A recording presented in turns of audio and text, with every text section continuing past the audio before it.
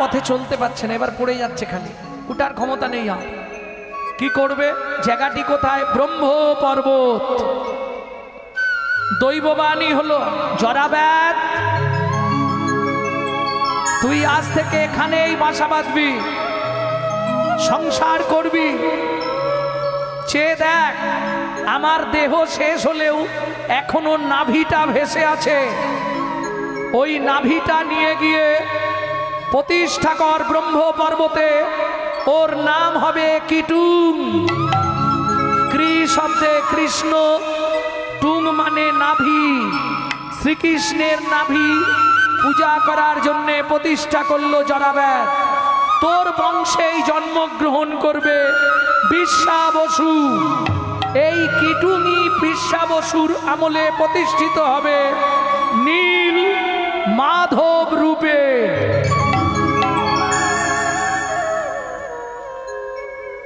শুনিয়া দৈবের বাণী আনন্দিত হয় তখনই। শুনিয়া দৈবের বাণী আনন্দিত হয় তখনই। জরাব্যাত তথায় রহিল, জরাব্যাত তথায় রহিল। জরাব্যাত তথায় রহিল। জরাব্যাত তথায় রহিল। ব্রহ্মগিরি তটে প্রতিষ্ঠিত হইল নিকপটে। ব্রহ্ম পর্বতে, ব্রহ্মগিরি তটে। ব্রহ্ম মানে পর্বত, গিরি মানে পর্বত, ব্রহ্ম পর্বত। ব্রহ্মগিরি তটে, ওপরে, ব্রহ্মগিরি পর্বতের ওপরে জরাব্যাত প্রতিষ্ঠিত করলেন কেটু। তার বংশেই জন্মগ্রহণ করলেন বিশ্বা বসু। সংসারী হলেন এক কন্যা, জন্মালেন ললিতা। ভক্তমণ্ডলী, ভক্তিমতী মায়েরা, এদিকে স্বপ্নাদেশ হলো কার ওপর? চলুন সেইখানে এবার ফিরে যাব। কিটুং জেনে গেলেন, নীল মাধব সৃষ্টিটা জানলেন, এবার চলুন প্রতিষ্ঠা হবে কি করে, ওই জায়গাটায় যাব। কোন জায়গায়? ইন্দ্রদ্যুপ্ন নামে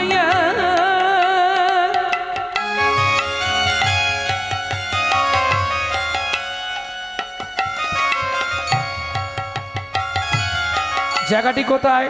নীলাচল। যারা গেছেন তারা জানবেন। ইন্দ্রদ্যুপ্ন নামে এক ধার্মিক রাজন। ইন্দ্রদ্যুম্ন নামে ধার্মিক রাজন। ইন্দ্রদ্যুপ্ন নামে এক ধার্মিক রাজন। ইন্দ্রদ্যুম্ন নামে ধার্মিক রাজন। গুন্ডিচা তাহার পত্নী অতি অনুপম। গুন্ডিচা তাহার পত্নী অতি অনুপম। খাওয়া দাওয়া করে বিছানায় শুয়েছে, সবাই যখন ঘুমিয়ে গেছে গভীর রাত্রি, হঠাৎ রাজা স্বপ্ন দেখলেন। আর স্বপ্ন দেখেই চিৎকার করে উঠল, কে কোথায় আছো?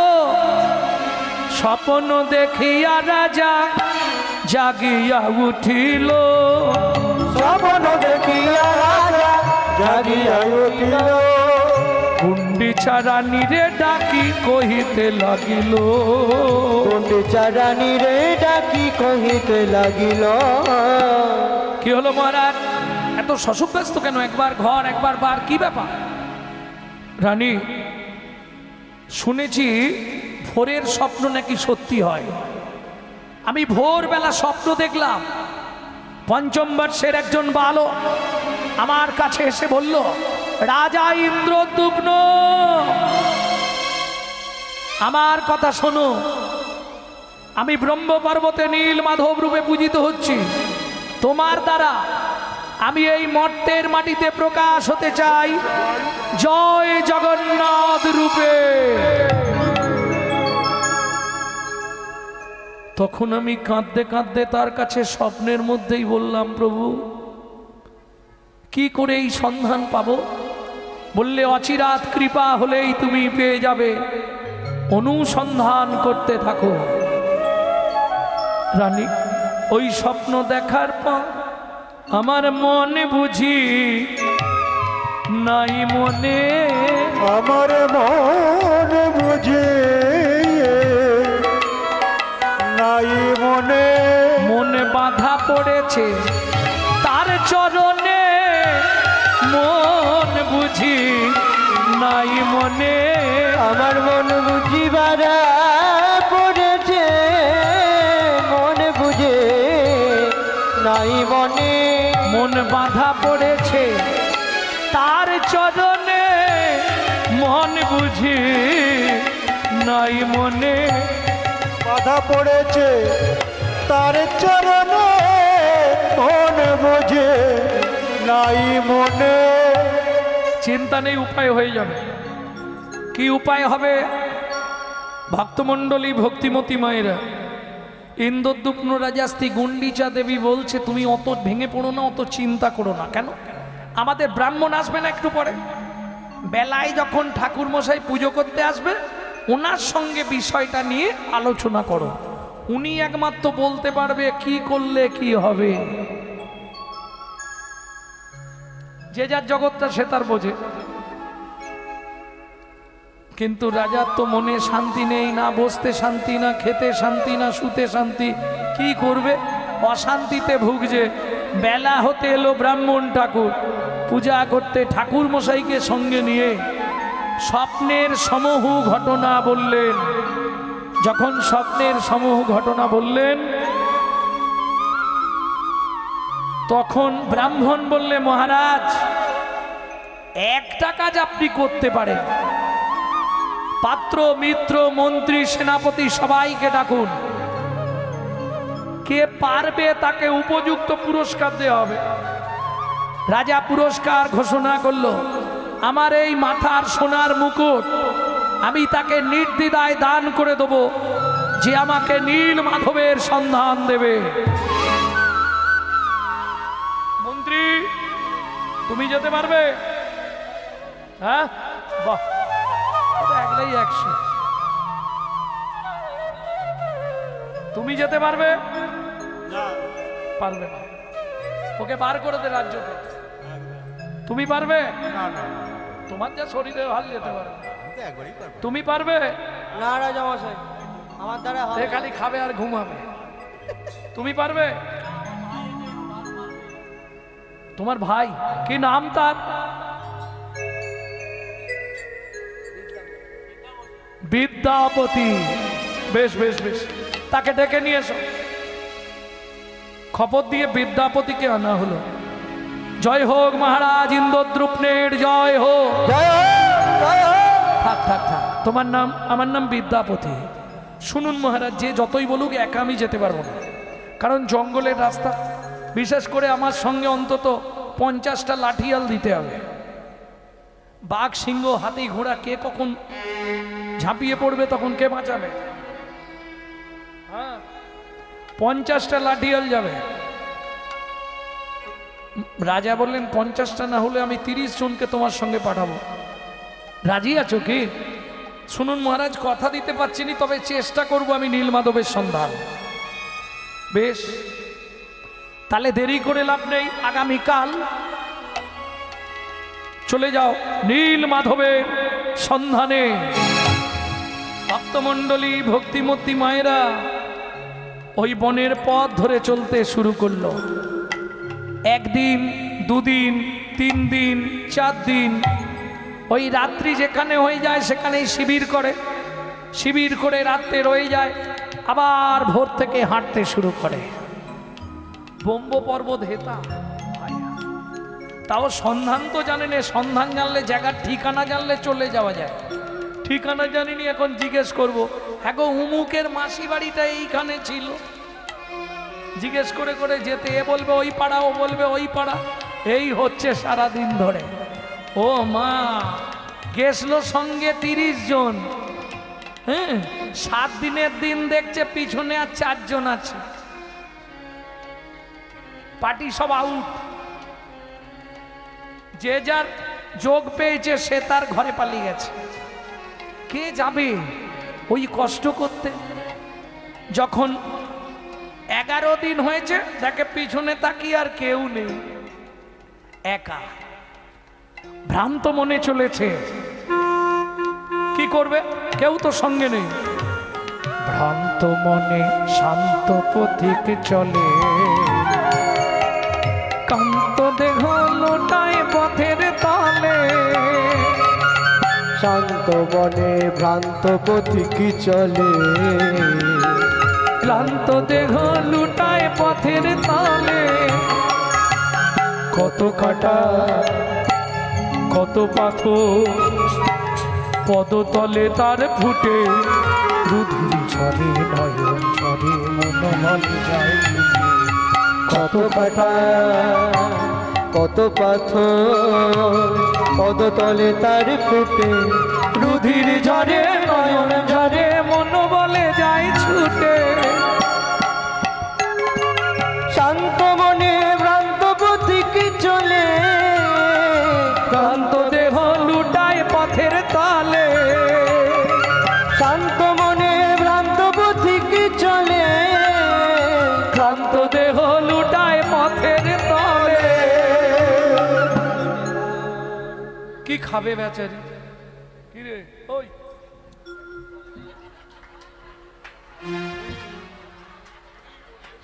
চা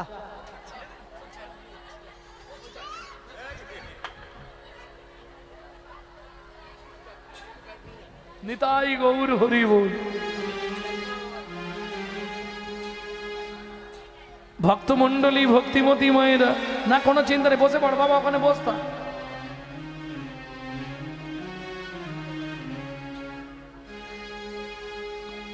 অবিরত বদনে গা নীলে মাধব না, ছুটিতে ছুটিতে অবশেষে চলে ব্রহ্মমোহন ভাব। শান্ত মনে ভ্রান্ত পথিক চলে, চলে ক্লান্ত দেহ লুটায় পথের তলে। শান্ত মনে ভ্রান্ত পথিক চলে, ক্লান্ত দেহ লুটায় পথের তলে। আর শিবিরও হবে না, পিছনে কেউ নেই, সব বাড়ি পালি গেছে, আমি একা। কি করবে? থাকার জায়গাও নেই, খাওয়ার জায়গাও নেই। এবার মোর সলাই গভীর মন, ওরে বাপরে বাঘের আওয়াজ হচ্ছে, বাঘেই মনে হয় খেয়ে শেষ করে দেবে, আর নীলমাধব পেতে হবে না। হাই ভগবান, কোন দিকে যাব? টিম টিম করে একটা আলো জ্বলছে মনে হচ্ছে ওইখানটা, ওই দিকটায় গিয়ে দেখি। উত্তরে চলিল বিদ্যাপতি, উত্তরে চলিল বিদ্যাপতি, মনে বড় ভয়, মনে বড় ভয়। গভীর জঙ্গল মনে ভাবে কখন কি বা হয়। কখন কি বা ঘরের দরজা বন্ধ, জঙ্গলের মধ্যে ঘর, পাতার কুটির, তার আবার দরজা আছে, আগরের দরজা। আগর চেনো? চেনো তোমরা? এ তো বহু আগের জিনিস গো, আগেকার দিনে ছিল। ওই বাঁশের চটা দিয়ে, বা বেখারি, বেখারি বলো না চটা বলো, এই একটার সঙ্গে একটা উলট পালট করে গাঁথা হতো, একটা নিচে দিয়ে একটা উপর দিয়ে, আগার। তবে অনেকেই আগরে আগে ধান ঝাড়তো, এখনো আছে। ওই আগরের দরজা, সামনে একটা ছোট্ট দালান। মনে মনে ভাবছে দরজা যখন বন্ধ, তাহলে দালানটায় মোটামুটি উঠে বসে রাতটা অন্তত কাটাতে হবে। গভীর জঙ্গল, ও তো উঠে বসেছে। বেশ খানিকক্ষণ পরে দরজাটা আস্তে করে খুলেছে এক ভদ্র মহিলা। খুলেই দেখছে দালানে একজন পরপুরুষ, সুন্দর দেখতে বিদ্যাপতিকে, কিন্তু যার অঙ্গের বর্ণ একবারে সোনার মতো উজ্জ্বল, বসে আছে। মেয়েটা ঘরের ভেতর থেকেই চিৎকার শুরু করেছে, বলো কে তুমি,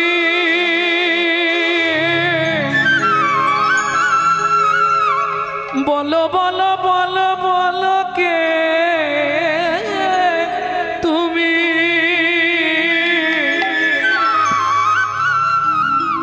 দাঁড়ায়ে রয়েছ দুবারে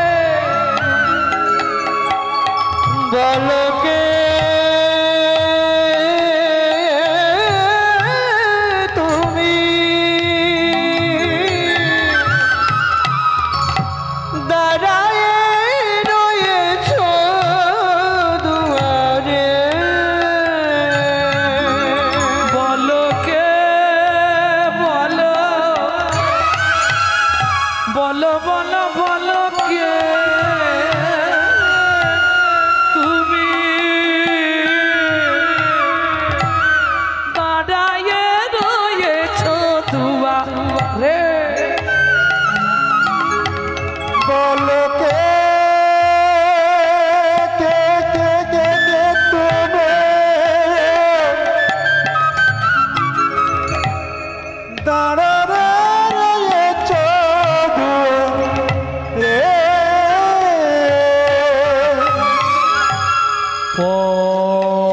পথহারা ছেলেটা উত্তর দিচ্ছে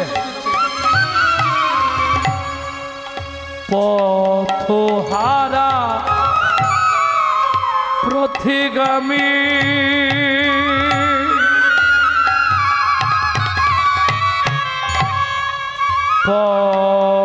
পথহারা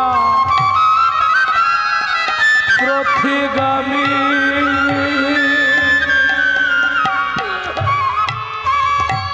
এসেছি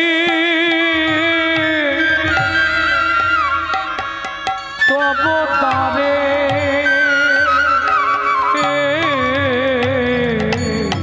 পথহারা পথিগামী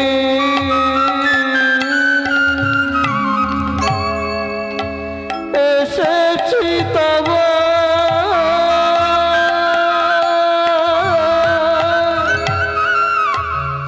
দুয়ারে এসেছি তব দাদে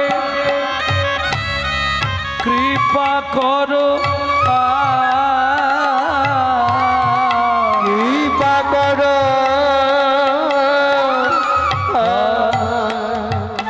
আমারে বলো কে দাঁড়ায়ে রয়েছ দুয়ারে বলো কে তুমি দাঁড়ায়ে রয়েছ দোয়া দাঁড়ায়ে রয়েছ দোয়া দাঁড়ায়ে রয়েছ দোয়া রে আমি ব্রহ্মনন্দন বিদ্যাপতি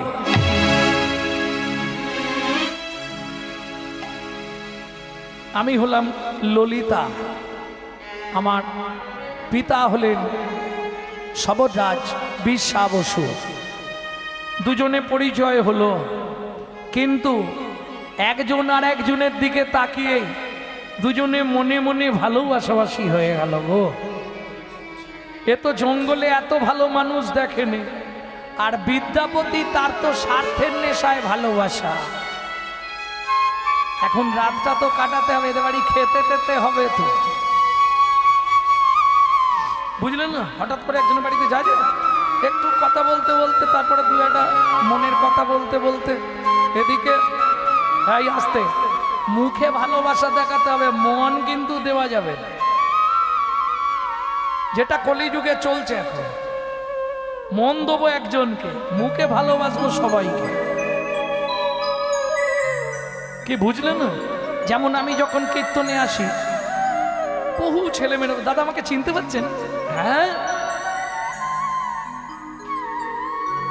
কবে দেখেছি মনে আছে না এখন যদি বলি না গো চিনতে পারিনি ও তো মনে কষ্ট পাবে ওই জন্য যখন আমাকে চিনতে পারছেন আমি সেই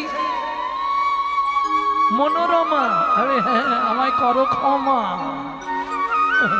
আমি মোটেই তোমায় চিনতে পারলাম না। এটা যদি বলে দিই কষ্ট পাবে না?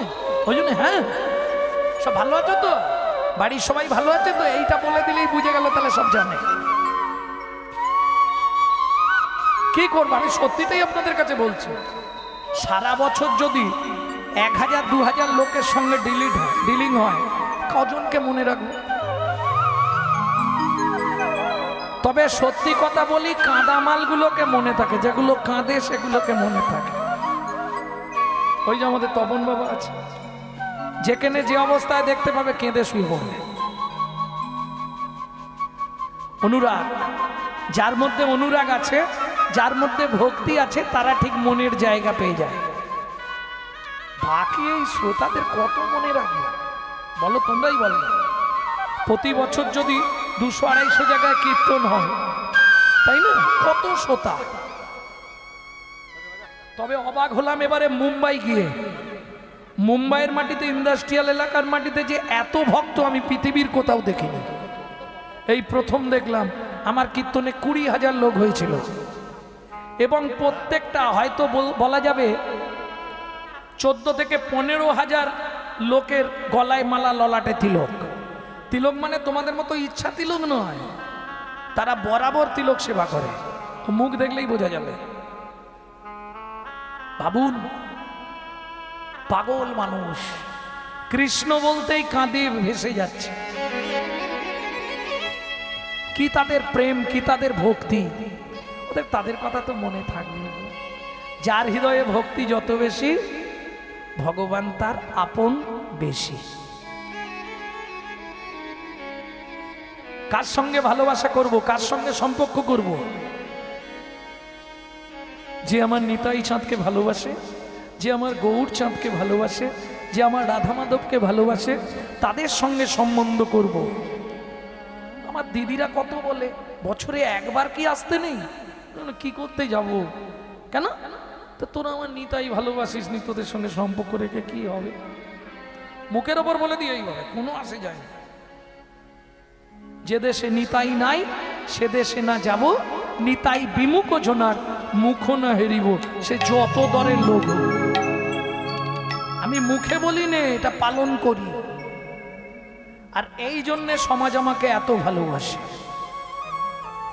বুঝলে? আমি গৌর ভালোবাসি বলে তাই তো সবাই ভালোবাসে, হরিগুণ কীর্তন গাই তাই তো সবাই কাছে আসে।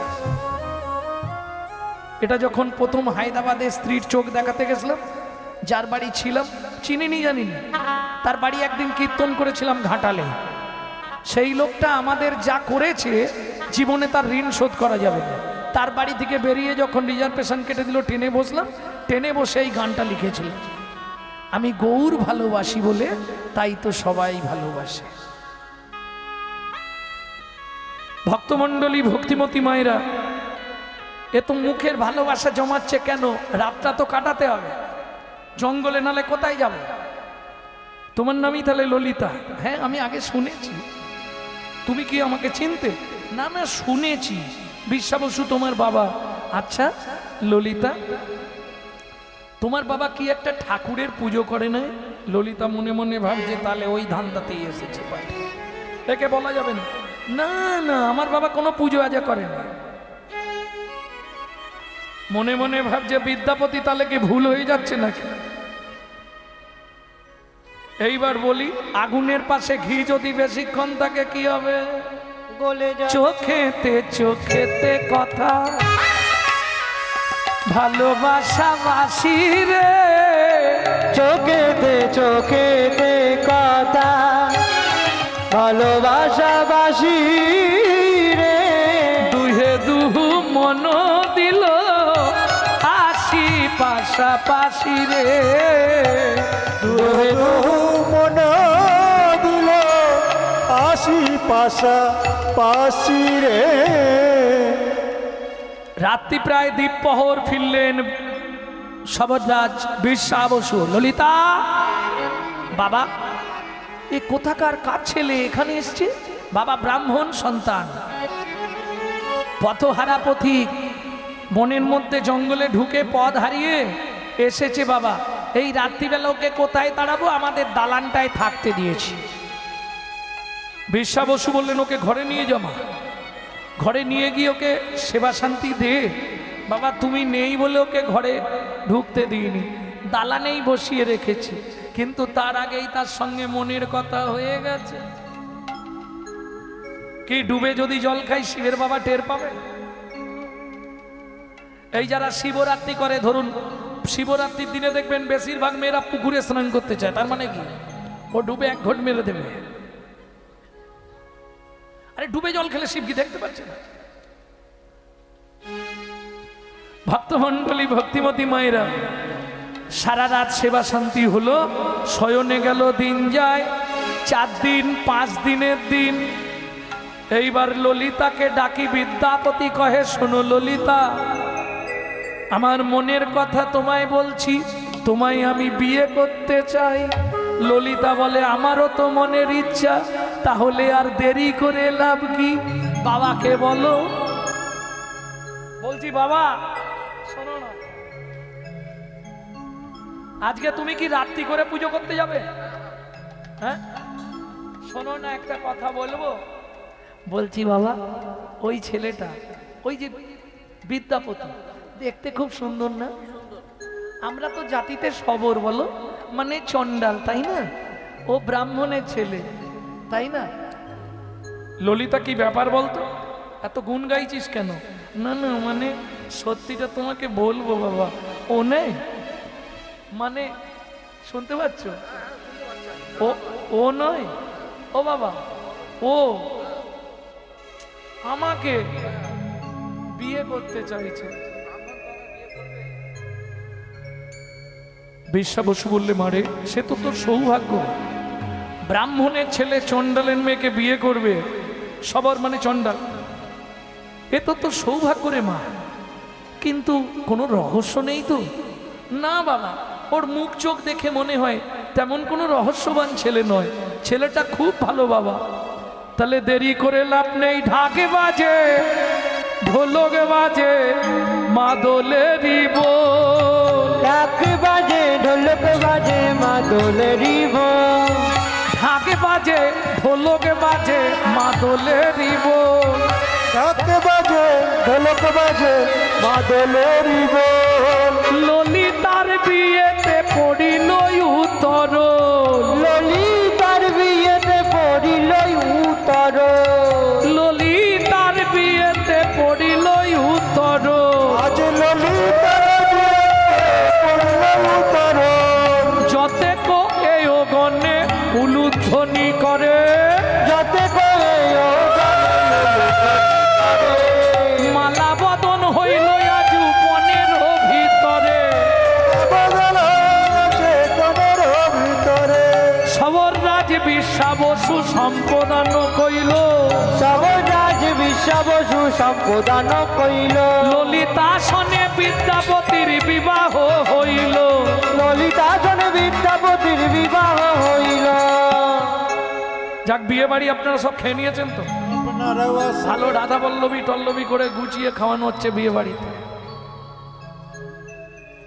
সবাই প্রসাদ পেয়েছেন তো? না হয় না, হয়ে গেছে, কাজ সেরে এসে বসে আছে। নিতাই গৌর হরি বল, সবাই আনন্দ রোল। এইবার চলুন বিয়ের দিনে, বিয়ে হয়ে যাওয়ার পর যখন মেয়ের বাড়িতে জামাইকে খেতে দেয়, এই একটা ভালো জায়গা আছে জানো তো? যারা বিয়ে করনি তারা শুনে নাও, শ্বশুরের কাছে যদি কিছু চাইতে হয় খেতে বসে চাইতে হবে। যখন তোমাকে গুছিয়ে খেতে দেবে বিয়ের পর, একটা খাবারেও হাত দেবে না, চুপ করে বসে থাকবে। তখন শাশুড়ি জিজ্ঞেস করবে কি হয়েছে বাবা, খেয়ে নাও না। না খাবো না। যখন বারবার জিজ্ঞেস করবে তখন বলবে খাবো, আমাকে একটা ব্রু দিতে হবে। বুঝো তো? দেখবেন শাশুড়ি রাজি হয়ে যাবে। এইটা চাইবার টাইম, মানে সব যখন চাওয়া, কথাবার্তা ফাইনাল হয়ে গেছে, বিয়েও হয়ে গেছে, আর তো কিছু বললে দেবে না, এই টাইমে ওই খেলটা দেখাতে হবে। শিখে নাও ভালো। হ্যাঁ একটা মোটর সাইকেল দিতে হবে, তবে খাবো, নাহলে খাবো না। ও 4 চাকা দিলে আরো ভালো। হরি বল হরি। ওটা আবার অনেকটা হয়ে যাবে না, তখন বলবে খেতে হবে না, তুই বিদয় হ বাবা। একবারে অত দূরে উঠে গেলে হবে না, আস্তে আস্তে আস্তে আস্তে সুর করে সুর করে বলতে। একবারে বলে দিলে এটা আজকে হোক না 8 দিনের জোরে এসে তখন বলবো। হ্যাঁ, আমার মনে হয় বিয়ের আগে যারা লিস্ট করে বিয়ে করে তারা পুরুষ নয়, কাপুরুষ। আমি তাদেরকে বলি, কেন? আমি তো পয়সা দিয়ে বিয়ে করেছি, ওই জন্য বলি।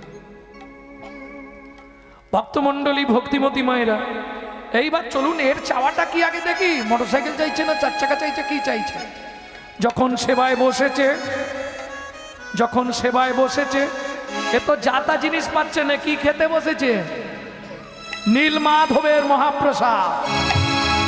এই যে নীলমাধব ব্রহ্মমোহন পর্বত, ব্রহ্ম পর্বতে যে নীলমাধব আছে, এর রান্না কারা করে জানেন?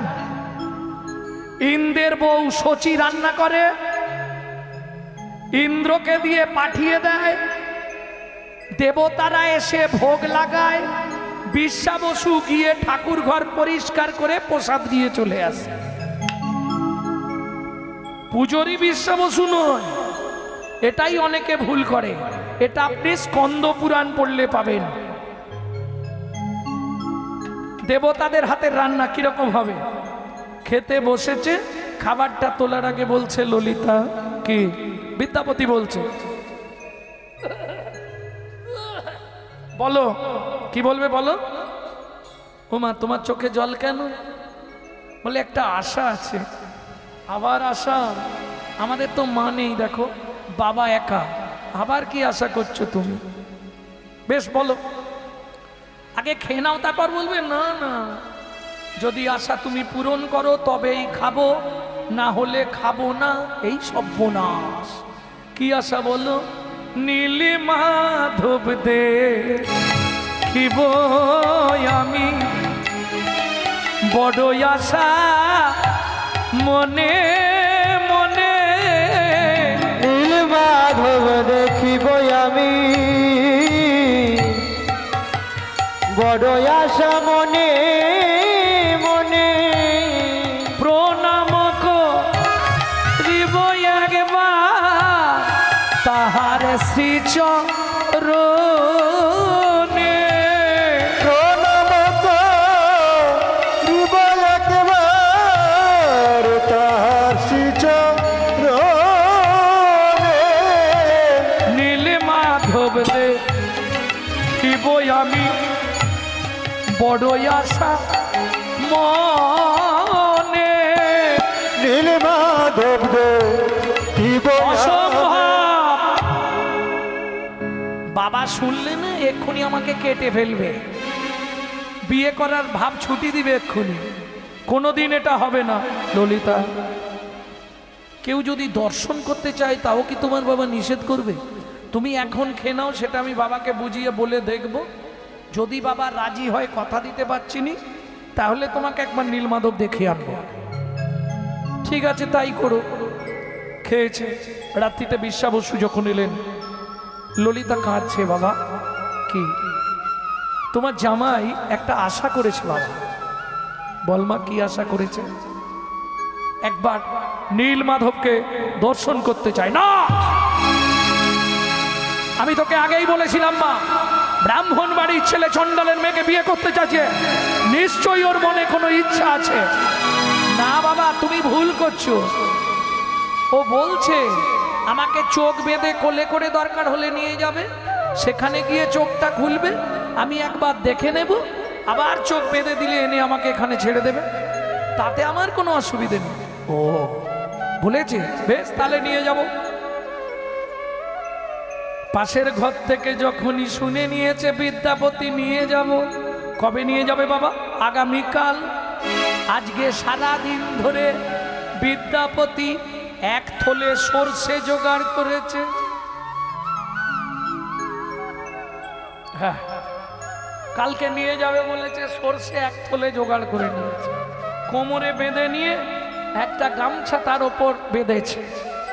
ভক্তমণ্ডলী, ভক্তিমতী মায়েরা চোখ দুটো বেঁধে দিয়েছে, আগে চলে বিশ্বা বসু, পিছে বিদ্যাপতি। আগে চলে বিশা বসু, পিছে বিদ্যাপতি। আগে চলে বিশ্বা বসু, পিছে বিদ্যাপতি। আগে চলে বিশা বসু, পিছে বিদ্যাপতি। শেষে চলে ললিতা একে শীঘ্র গতি। পিছে চলে ললিতা একে শীঘ্র গতি। চলিতে চলিতে পথে কি ফেলছে? হাতটা কোমরের মধ্যে, এই থলির মধ্যে হাতটা ভরে দিয়ে বৃদ্ধঙ্গুলি দিয়ে একটা জায়গা ফুটো করে দিয়েছে। আহা। চলিতে চলিতে পথে সরিষা ফেলিলা সাথে। চলিতে চলিতে পথে সরিষা ফেলিলা যাতে। পিছু প্রাণে ফিরে নাহি চায়। পিছু প্রাণে ফিরিয়া নাহি যায়। চলিতে চলিতে পথে আসিল সে পর্বতে। চলিতে চলিতে পথে আসিল সে পার্বতে। নীল মাধব দর্শন ছায়। এইবার চোখ খুলে দিয়েছে, যা চোখ খুলে দিয়েছে নীল মাধবকে দর্শন করে প্রণাম করলেন। নমো ব্রহ্মণ্য দেবায় গো ব্রাহ্মণ হিতায় চ জগদ্ধিতায় কৃষ্ণায় গোবিন্দায় নমো নমো। গোবিন্দায় নমো নমো। নীলাদ্রি শেখরং যত্র ব্রহ্মমোহন তপস্যতে নমামি ভীষণং দেব নীলমাধব নমোস্তুতে। নীলমাধব নমস্তুতে। আহা, ললিতা দেখো কি সুন্দর মূর্তি গো। এই তোমাদের নীলমাধব। নীলমাধব সারা শরীরের লোমগুলো খাড়া হয়ে গেল। এই তোমাদের নীলমাধব? হ্যাঁ। ললিতা এই তোমাদের নীলমাধব? হ্যাঁ গো, এই আমাদের নীলমাধব। দেখা হয়েছে কি? দেখা হয়েছে। চোখ বন্ধ করো, বেঁধে দি। চোখ বেঁধে দিল, আবার নিয়ে এলো ঘরের মধ্যে।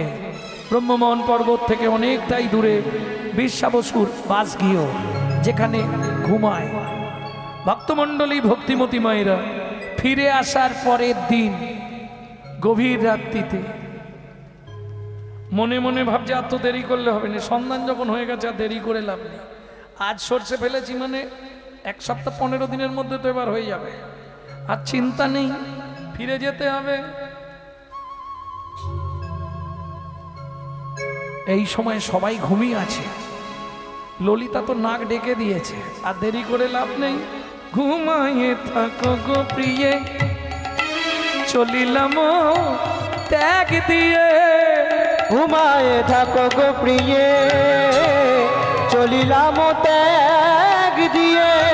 ঘুম ভাঙিলে ক্ষমা করো আমায়। ঘুম ভাঙিলে ক্ষমা করো আমায়। নীল মাধব সন্ধানে ছলে মালা দিলাম তোমার গলে। নীল মাধব সন্ধান চলে মালা দিলাম তব গলে। নীল মাধব মনে মনে বলছে তোমাকে বিয়ে করার আমার ইচ্ছা ছিল না, এসেছিলাম অন্য কারণে। নীল মাধব বাবার ছলে মালা দিলাম তোমার গলে। নীল মাধব পাবার চলে মালা দিলাম তব গলে শুনবে যখন ক্ষমা করো মোরে, শুনবে যখন ক্ষমা করো মোরে। চলিতে চলিতে পথে উপনীত হেন মতে, চলিতে চলিতে পথে উপনীত হেন মতে, এই মতো 9 দিন লাগিল, এই মতে 9 দিন লাগিল। 9 দিন গত রবি আসিলা সে যা বিদ্যাপতি, 9 দিন কত রবি আজিয়া যে বিদ্যাপতি। কোথায়? ইন্দ্রদ্যুম্ন রাজা পাশে আইলো। জয় জয় মহারাজ ইন্দ্রদ্যুম্নের জয়। মন্ত্রী সেনাপতি গলাটা খুব চেনা লাগছে। তোমরা বললে মারা গেছে, তোমরা বললে সেও মরে গেছে, বাঘে খেয়ে নিয়েছে, গলাটা চেনা মনে হচ্ছে। কে দেখো তো? মহারাজ বিদ্যাপতি। বিদ্যাপতি? বিদ্যাপতি এসো এসো, বিদ্যাপতি এসো। আমি জানি তুমি ঠিক সন্ধান করবে। পেয়েছো নীলমাধব? পেয়েছি মহারাজ। ব্রহ্ম পর্বতে আছে নীলমাধব, তবে খুব দুর্গম পথ মহারাজ। যত দুর্গমী পথ হোক, ভগবানের ইচ্ছা আমি পূর্ণ করব। এই নীলাচলের পক্ষে নীলমাধব প্রতিষ্ঠা করব জগন্নাথ রূপে। ভক্তমণ্ডলী, ভক্তিমতী মায়েরা, পাত্র মিত্র মন্ত্রী সেনাপতি সকলকে লইয়া রাজা বাহির হইল। সকলকে লইয়া রাজা বাহির হইল। সকলে লইয়া রাজা বাহির হইল। সকলে লইয়া রাজা বাহির হইল। একদিন দুদিন 3 দিন 4 দিন চলিতে লাগিলা। একদিন দুদিন 3 দিন করি চলিতা লাগিলা। 9 দিন সময় লাগবে ব্রহ্মপর্বতে। যখন 8 দিন হয়ে গেছে, 8 দিনে গিয়ে যেখানে পৌঁছেছে সেইখানেই শুরু হলো কি? ঝড় জল বৃষ্টি বজ্রাঘাত।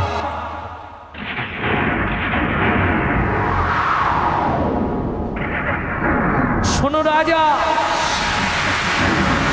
যে আশায় তুমি ব্রহ্ম পর্বতে যাচ্ছ, সেই নীল মাধব ওখান থেকে অন্তর্ধান হয়ে গেছে। আর তুমি নীল মাধব পাবে না। চুরির বস্তু কোনোদিন সেবায় লাগে না। তবে তুমি আমার কথা শোনো,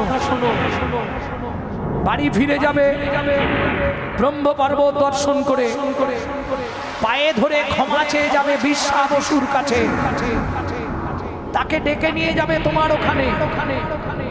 আমি কথা দিলাম 3 দিন পরে পুরীর সমুদ্রে ভেসে উঠব এক কাষ্ঠ রূপে। ওই কাষ্ঠ নিয়ে গিয়েই নির্মিত হবে আমার প্রকাশ ঘটবে জগন্নাথ বলরাম সুভদ্রা রূপে। শুনিয়া দৈবের বাণী রাজা কান্দি কান্দি কহে, রাজা কান্দি কান্দি কহে, এত নিদারুণ কেন হইলে আমার ওই উপরে। আমার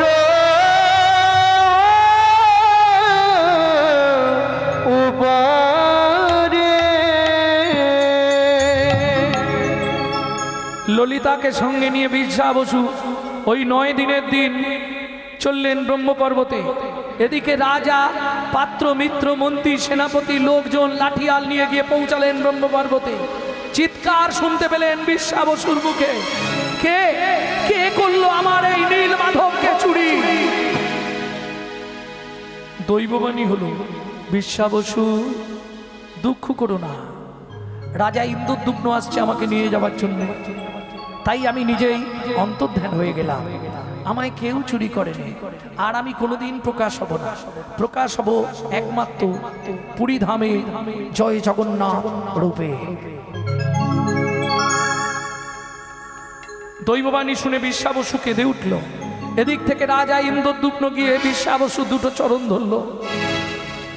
অপরাধ ক্ষমা করুন,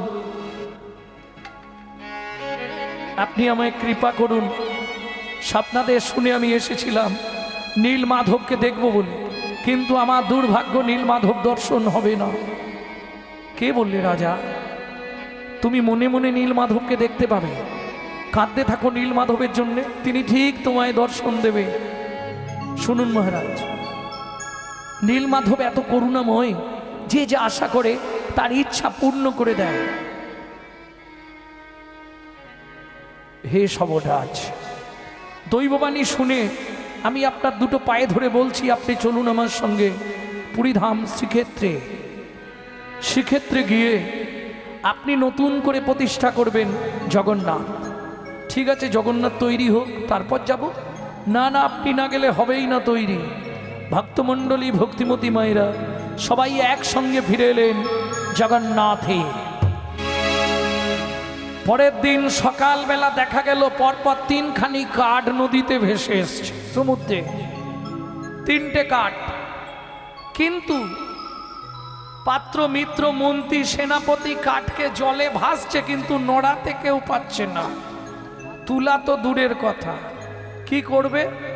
এক একটা কাঠে 16টা করে হাতি বাঁধা হলো, তাতেও তোলা গেল না। কে তুলবে?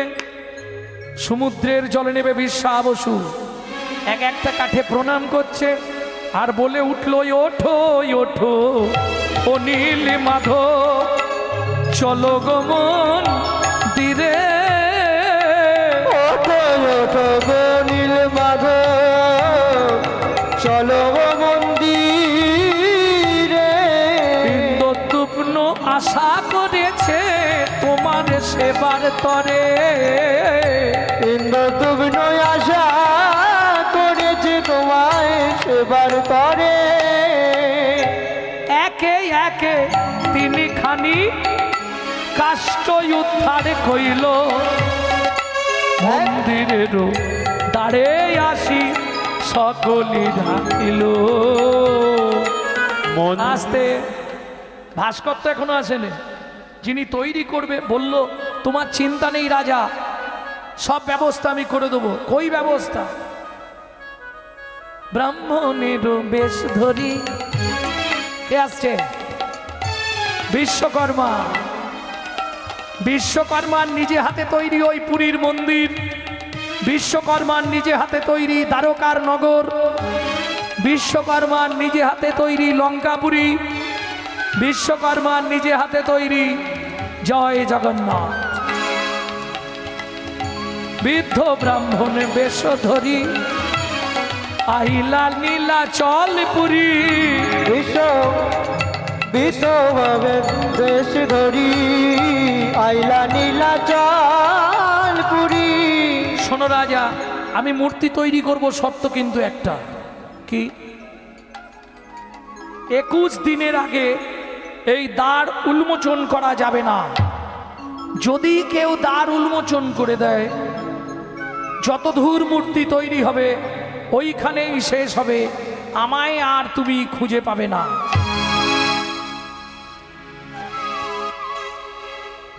কৌতূহলবশত রাজা বললেন, আপনার খাওয়া দাওয়া ওসব আপনাকে ভাবতে হবে না, কোনো চিন্তা আপনার নেই। আপনি শুধু বাইরে থেকে দেখবেন কেউ না দরজা খোলে, কারণ ভেতর থেকে বন্ধ করার অধিকার আমার নেই। বাইরে থেকে আপনি লক করতে পারেন, কিন্তু ভেতর থেকে আমি বন্ধ করতে পারবো না।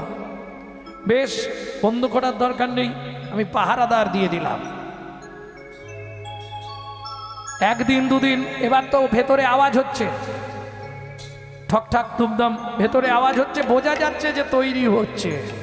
কিন্তু এক পক্ষ কাল 15 দিনের পর 16 দিন থেকে আওয়াজ বন্ধ হয়ে গেল, আর কোনো আওয়াজ হচ্ছে না। 16 দিন গেল, 17 দিন গেল, 18 দিন।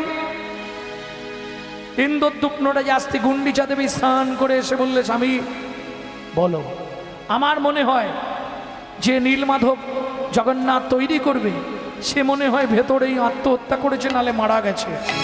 কি করে বলছো তুমি? কোনো আওয়াজ নেই, কান পেতে শোনো। একটা মানুষ নিঃশ্বাস নিলেও তার আওয়াজ পাওয়া যায়। এরা যাকে মানুষ ভাবছে সে কি মানুষ? কি গো, নিতাই গৌর হরি বল।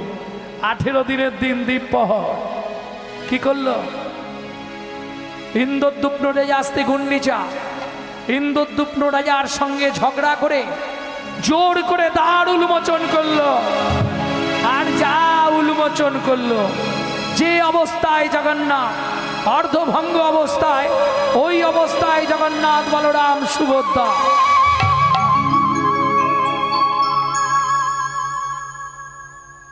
অবাক হয়ে গেল।